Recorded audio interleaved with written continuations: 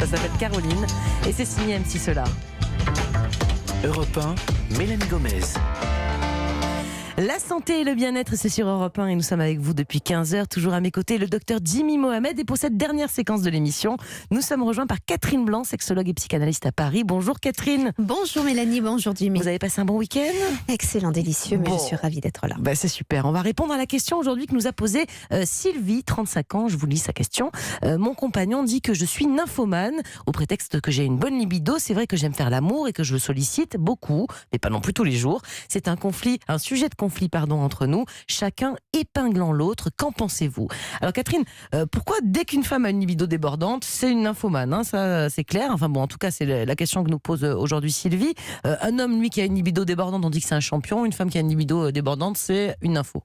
Alors surtout, il faut préciser ce que veut dire nympho. C'est-à-dire que dans l'esprit masculin, une nymphomane, c'est une femme qui a un désir débordant et qui est du coup presque épinglée, étiquetée, un peu comme la prostituée qui a besoin d'un tas d'hommes finalement pour assouvir ses désirs, ce qui n'est évidemment pas du tout le cas de la prostituée. Donc en fait, la nymphomane, qui ne concerne donc pas manifestement Sylvie, c'est une femme qui est en difficulté quant à son identité féminine et qui a besoin de se chercher dans le désir de l'autre et le retour de l'autre désirant, et qui du coup est en désir, comme on est boulimique d'alimentation. C'est un peu une maladie quand même, la nymphomanie. C'est une souffrance narcissique, comme d'ailleurs par exemple la boulimie c'est pour se remplir, et bien là c'est se remplir sexuellement. Donc ce n'est pas l'état d'équilibre de la sexualité, pas plus que ce n'est l'état d'un grand désir. C'est un grand besoin et une grande anxiété. Donc voilà, déjà, la définition. Les mots. Jimmy ? Mais c'est pas un peu bizarre au sein d'un couple que l'homme dise de sa partenaire qu'elle est nymphomane? Il ne devrait pas être content, au contraire, qu'elle le désire et qu'elle a envie de partager des moments avec lui? Alors je pense que généralement, quand les hommes disent ah oui, ma femme elle est complètement nympho, c'est plutôt pour se targuer d'avoir une femme qui aime ça, contrairement à vous monsieur ou vous monsieur qui avez finalement des pisse-froids.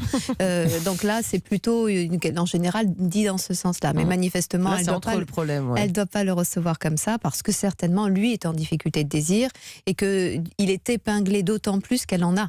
C'est-à-dire que finalement ça peut passer inaperçu tant que l'autre est un peu chaud-froid, mais si elle est en désir, si elle le manifeste, si elle en a encore envie, il n'a pas le temps d'être à l'origine du désir qu'elle l'a déjà énoncé. Et c'est sûr que nombre d'hommes ne sont pas très à l'aise avec cette idée-là, puisque habituellement c'est eux qui proposent et la femme qui dispose, et qui râle d'ailleurs le cas échéant si elle refuse. Mais il aurait l'inverse, ce monsieur, le mari de Sylvie, le compagnon de Sylvie, une femme qui n'a pas de libido, il serait sûrement en train de râler aussi, de toute façon, on a l'impression. C'est bizarre, je trouve, d'épingler son épouse pour un trop-plein de désir pour lui, non ? Oui, un trop-plein ou un pas assez. Je crois que les couples ont besoin toujours de s'épingler sur quelque chose, enfin toujours, en tout cas souvent de s'épingler sur quelque chose, pour témoigner en fait de leurs propres difficultés. Parce que quand on va bien, finalement, tout est possible. Du trop à certains moments, du pas assez à d'autres, et puis finalement le couple fonctionne bien, on se croise, on se loupe, mais on se retrouve. Dès lors qu'on est en train de s'épingler sur le trop ou le pas assez, ici le trop, c'est qu'on est en difficulté avec soi et du coup en difficulté dans la relation à l'autre. Et la sexualité devient, mais alors, la panacée pour se faire des reproches. Jimmy ? Mais rassurez-nous, c'est normal par moment qu'il y ait un des deux partenaires qui ait un peu plus ou un peu moins envie d'avoir des rapports. L'essentiel, c'est de trouver un équilibre sur le long terme. On n'a pas tout le temps envie de la même façon que son partenaire. Oui, on n'est pas du tout au même diapason. C'est toute la difficulté du couple. C'est que, évidemment, l'un est tout d'un coup très en émoi, et ça peut être stimulant pour l'autre qui le rejoint, mais il peut être tout en émoi tout seul. Et donc, du coup, il rencontre quelqu'un qui est préoccupé par les enfants, le travail, par une problématique familiale ou autre. Et donc, du coup, à ce moment-là, on se loupe. Mais c'est pas grave, dans la vie, c'est ça. C'est difficile d'avoir envie en même temps.